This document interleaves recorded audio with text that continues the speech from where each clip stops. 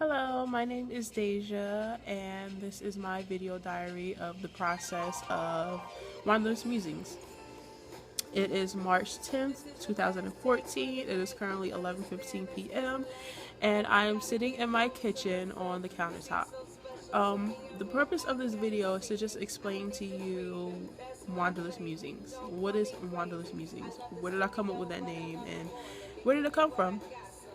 Since I can remember, ever since I was little, I've always had this very vivid imagination.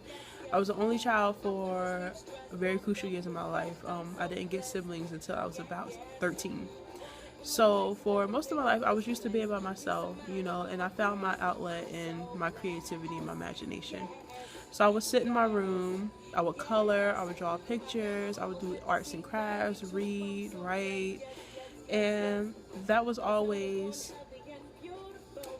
my outlet. That was always where I found my escape. And Wanderlust Musings is kind of like, it's me. Wanderlust Musings is me. I've always had this desire to be all over the world, like bucket list. Like before I die, I want to see the world. Like I want to go every country possible, and that's where I get inspiration from, which is where musings come from. The world is my muse. Like anything is my muse. I can be walking down the street and it can be sunny outside, and I'll see orange and yellow leaves, and I'll just feel so inspired by that. Or I'll see kids playing on the playground, and I feel so inspired by that. I'll see a mural in the ghetto, and I'll find inspiration in that. And I feel like that's what life is about. Life is about finding those little things, whether it's big or small, that inspire you, that make you want to tap into that creativity in your mind, that make you want to explore and just be great. So I want to travel the world. I want to get inspiration from other women. I want women to be inspired by me. My target audience is 20 something, so 20 all the way up to 29. And I just want to share my story with people. And, I know that, as 20 something year olds, we're in the prime of our lives. We're gaining independence. There are all these milestones that come with being in your 20s. You move out, you graduate from college if you go to college, you tap into the career world, you get your first salary, you might get married, you might have kids in your 20s, but at the end of the day, being 20 something is about establishing yourself in the world. It's about being an independent woman, and it's about entering into this playground where everything is a tool for fun. And I just want to share that with women. I know when I was 17, I graduated from high school. I graduated from high school when I was 17. Honor roll student, straight A's, National Honor Society. I was involved in the marching band. I was a dancer in the marching band. I played the violin in the orchestra. I ran varsity track and field. I danced with a praise dance group in my community. I was very involved. I was a very involved teenager, and I had fun, and I enjoyed those years. And I was always the free-spirited person, and I promised myself that when I went off to college, I would carry those same values and carry that same mindset, and carry those same qualities with me onto college, and I would make the most of my college years. I would do study abroad. I would go to London, I would go to Paris, I would go to Rome, Greece, and study art. I would study fashion, writing, and I knew that I was going to major in journalism. Like, I knew I was going to have a background in media. I knew I was going to be a writer, photographer. I was going to do it all, in media. And, I told myself I was never getting into a relationship when I got to college. But I didn't listen to myself, The summer after I graduated from high school, I ended up falling into, a little situation with a guy that I had been admiring for most of my high school years, and I decided to give him a chance. And I didn't even get a chance to get adjusted to college life as a freshman, because I went into college in a relationship, and I missed out on a lot of opportunities that I wanted to take. I didn't do study abroad. I didn't go to London. I didn't go to Paris. I didn't go to Rome. I didn't go to Greece. I went from Newark, New Jersey on campus to New York City for internships, to Trenton, New Jersey, which is where I'm from.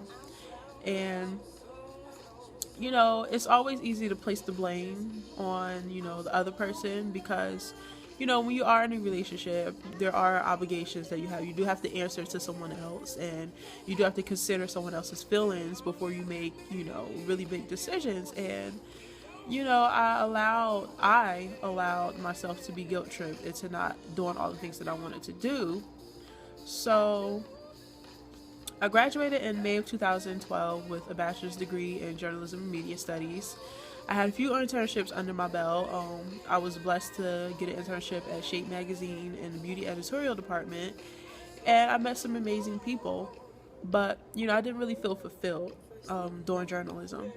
I thought that there was more that I could be doing. Writing, that was not an option. That was something that I was going to do. But I felt like in terms of action and different steps that I was taking, I felt like I could be doing more to help my community, help Newark, help Trenton. And so I decided to go back to school. I went back to Liberty University, which is in Lynchburg, Virginia, to get my master's of education because I figured, I like to talk to people. I like to share wisdom. I like to share knowledge with people. Why not be a teacher? So I decided to go back to get my master's of education. And the weird thing about that is, while I was in school, I was getting all these freelance opportunities to contribute for, small startup media companies and things like that. And however, when I would apply to jobs to be a teacher, whether it be a substitute teacher, a full-time teacher, a paraprofessional, a teacher assistant, I was getting turned down left and right. And I'm like, well, God, what am I supposed to be doing with my life? I don't know what I'm supposed to be doing with my life. I want to be a teacher, I think, but I can't get a job as a teacher.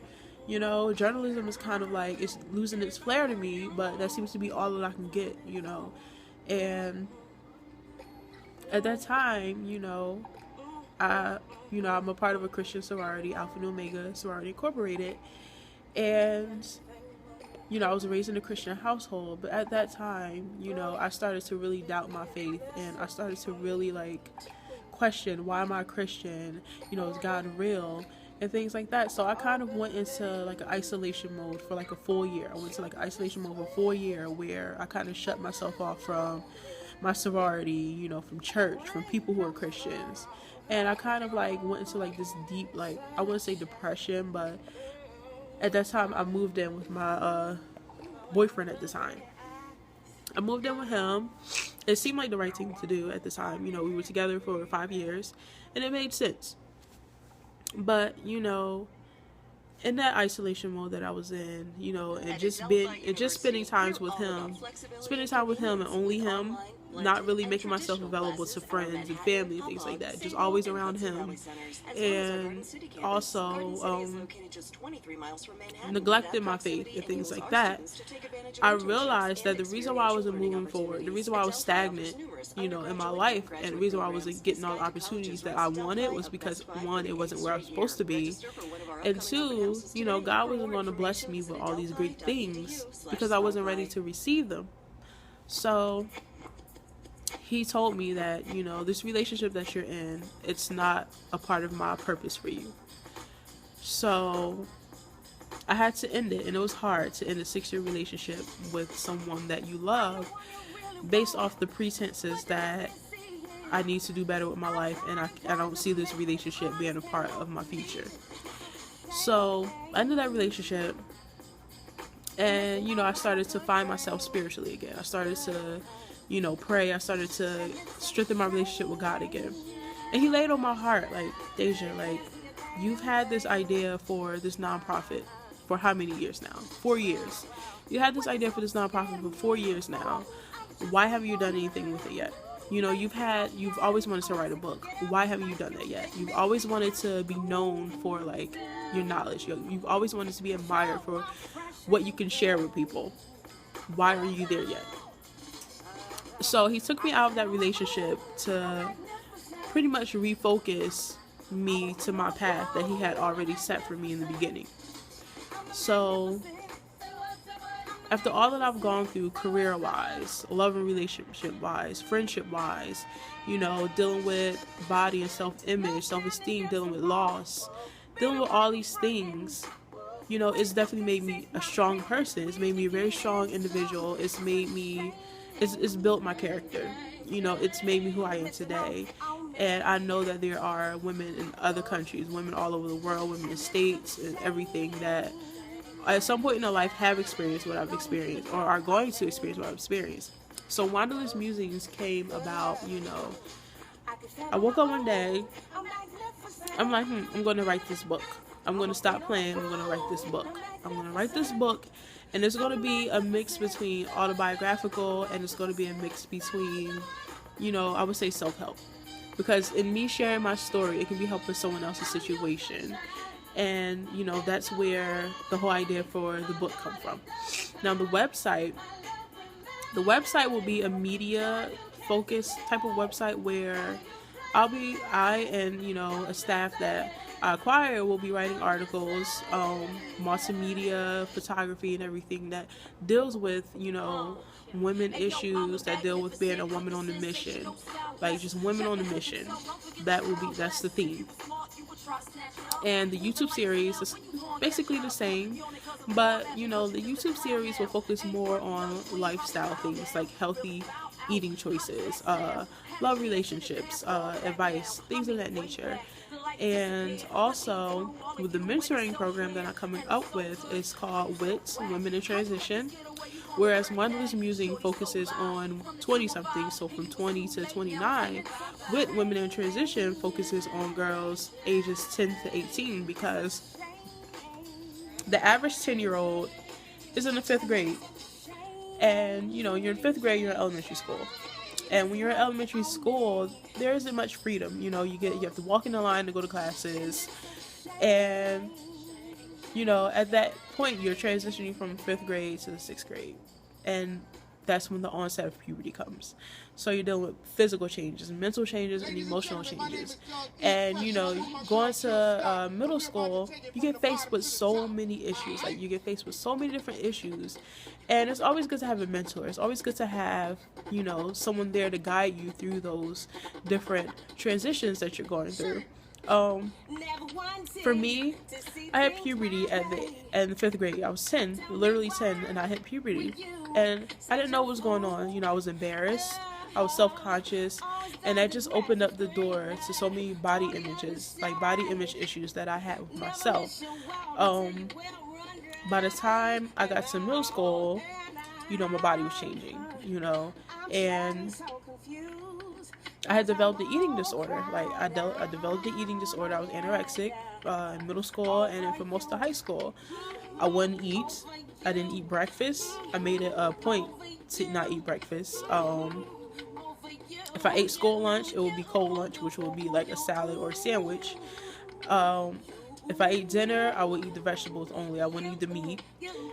And I pretty much remained active in so many different things to kind of like keep my weight regulated. And I was in high school wearing like size 4 jeans and wearing size 5s, and it was very unhealthy. You know, it was very unhealthy that, you know, I felt that way about myself. I couldn't appreciate my beauty. You know, acne all over my, like, acne everywhere. Like, I had acne everywhere. I had Bugs Bunny teeth. And, you know, I didn't know why guys liked me. I didn't know why I was beautiful. I didn't think I was beautiful. I just thought that, you know, guys like me because I'm nice. That's all. So, you know, I know what young girls go through at an early age. You know, they start to take an interest in the opposite sex. And when they don't have anyone there to educate them about, you know, healthy relationships and, you know, sex and abstinence and celibacy and birth control and things like that, you know, they run the risk of falling into the statistics of being a teenage mother or a teenager with STD or, you know, any one of those things that we try to prevent. So this is my story. I hope that it does touch someone one day. Like I said, Wanderlust Musings, first-hand advice for the girl in search of herself. That's the title of my book. The title of my website is Wanderlust Musings, and the title of my YouTube series is Wanderlust Musings, and my mentoring program is Women in Transition. Acronym is WITS, and it is once again March 10th, 2014. It is 11:27 p.m. and you are listening to me, Deja Jones, and also Jill Scott. Good night.